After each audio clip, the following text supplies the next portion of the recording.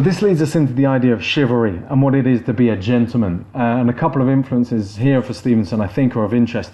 You've got in Edinburgh a Major Thomas Weir. Now he is not living at the time of Stevenson, but a couple of centuries before, but would have been a story that Stevenson would have grown up knowing and hearing. Now he was a preacher. What a preacher, man. He had this public facade of purity, would deliver these sermons and preach the good word and tell people how to live their lives and what God did want and didn't want and all the rest of it. But in private, he got up to all sorts. You can go and look him up and go and research what it is, because the details are too juicy or perhaps too sordid here for a Jekyll and Hyde revision video. But among some of the things that he eventually admitted to was incest, sexual relations with his sister, witchcraft, sexual relations with a cow and a mare, so a horse, and other fornications involving a number of other women. He accused his sister of witchcraft as well. So he was obviously a very fruity individual. But again, it's that idea of what the image that we put out there to everyone and what we are really like inside, and the contrast between the two. Another one is the Deacon Brodie, who was a cabinet maker in Edinburgh. And he was respectable, high society, but criminal. He would mix with the rich and famous and gain their trust, and had a high-class business in making this very, very high-class furniture. But he was a clever locksmith and knew how all the locks worked. And so he betrayed the trust of those around him, and he broke into their houses. And no one could work out who was breaking into all these houses in Edinburgh, and it was Deacon Brodie, the man who'd fitted all the locks. This story really interested Stevenson. He even had some of Deacon Brodie's original furniture, I think a wardrobe, in his own room, and he sort of loved this idea of the gentleman thief, the one that nobody suspects. And again, you've got that in Dr. Jekyll, this duality at the heart of him. So another possible inspiration is a man called Eugene Chantrel, who was a friend of Stevenson's, and he was quite a flamboyant dinner guest at these Victorian high society parties and mixing with the literati. But he had this dark side to him, and he killed his own wife, and he used drugs to kill her, and then he went on the run and killed 4 more people. And this was a great shock to Stevenson, who went to his trial, who was there in court, and he could not believe what his former friend had done. And he was also said it would remain with him for life. One of the most shocking things of all was the way in which a monster had been able to deceive everyone. So this idea that someone could be outwardly proper, but inwardly vile and violent and all the rest of it. There's a bit more detail on the next slide for you here. I will not read through it all, but you can pause it and read a little bit more about the life of Eugene Chantrel, and why many people think this was the inspiration for the character of Dr. Jekyll. Here is a far more detailed slide with info about Chantrel, and then on the next slide, more detail about John Hunter, which you can pause and read through. I'm not going to go through it now.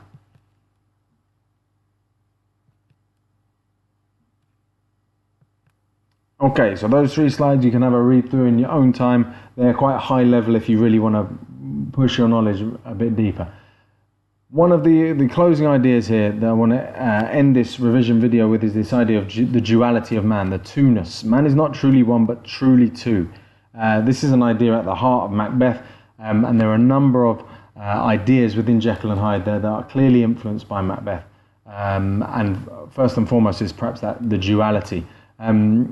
Jekyll talks about, if I am the chief of sinners, I'm also the chief of sufferers too. The sense that he knows he has done wrong and done bad, but he also was trying to do a good thing, was trying to help society. He was also quite selfless in the way he did it and experimented on himself and suffered for his art. And then a very important quotation is, "My devil had been long caged, he came out roaring."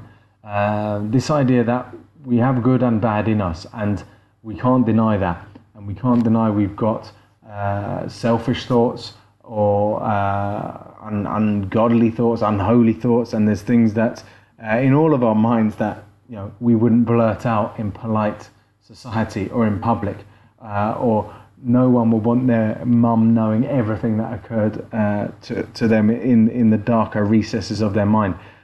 This is an idea that is of big interest to Stevenson. You see it in the character Long John Silver, who's a good and bad character in Treasure Island. He's evil and he's nasty and he's criminal, but he's also lovable to an extent, and you end up wanting him to do well, and there is good in him too. In a similar time, towards the end of the Victorian into the 20th century, Freud does his studies on the interpretation of dreams and his theories on the ego and the superego and the id.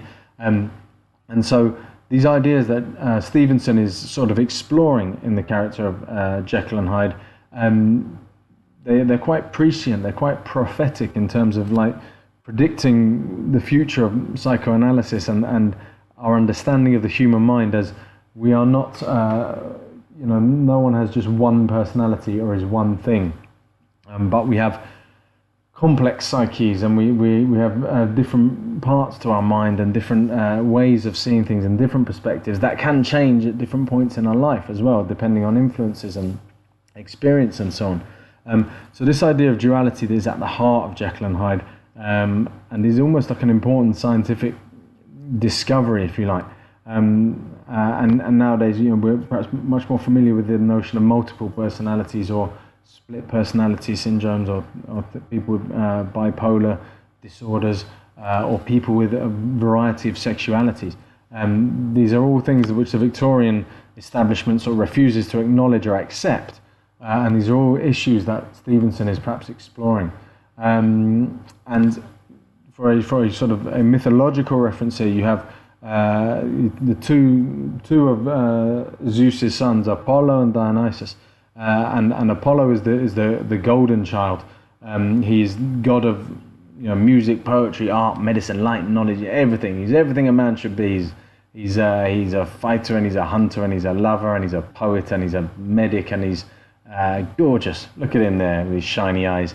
But he has a brother, Dionysus, also known as Bacchus in his Roman name. He is a god of wine and drinking and parties and orgies and all the rest of it. And he is also a god, as we'll go on to discover in the Bacchae. And there is this sense that human beings are complicated creatures, we're complex animals, and no one is 100% good and no one is 100% bad. And we all have temptations, and we all have things that we would like to do, but we don't do them, or at least initially we don't do them until we get tempted to do them. So this perhaps leads us into the Bacchae, which is a quite a high-level reference. If you're really wanting to expand your knowledge, go and research this. A Greek tragedy by Euripides centers around the god Dionysus and his followers. And the story goes, the king of Sparta, I think, says is getting very worried about the followers of Dionysus who are having these parties, and there's basically like kind of music festivals like Glastonbury up in the hills, and all sorts of drink and sex and free living going on, and he wants to shut it down and says what you're doing is immoral and dirty and wrong and all the rest of it. And Dionysus says, no, I am a god, and the king refuses to accept it, and Dionysus has to prove it and says, no, I am a god, and these people are legitimately worshipping me just as they might worship Zeus or any of the other Greek gods. So the idea is that we are complicated creatures that have different parts to us and get tempted by things. We are not perfect creatures. We are not all good. We have mischief and nastiness and immorality in us, and that is natural. And Dionysus was a god, and following those desires is a natural thing to do. And so one of the conclusions perhaps of Jekyll and Hyde is that you can't deny who you are, and you can't repress your desires. You can't hold down these things you want to do because society tells you you can't do them, or you can't hold down your sexuality, or perhaps your desire for sex, or your desire to live a certain lifestyle of drink or drugs or whatever it is, because society or family or religion tells you this is not right, this is not okay. the argument here that would come from the back eye would be that it is right, it is okay, this is part of us, this is part of nature. And again, that brings us back to the duality in Macbeth. There is good and evil in nature, and that's rather kind of a troubling notion at the back of Jekyll and Hyde. So on that rather shocking idea, I'll perhaps bring this revision video to a close. I hope you found it interesting, I hope you found it useful, and I hope it managed to shed light on some of the influences and the context to Stevenson's classic. Bye for now.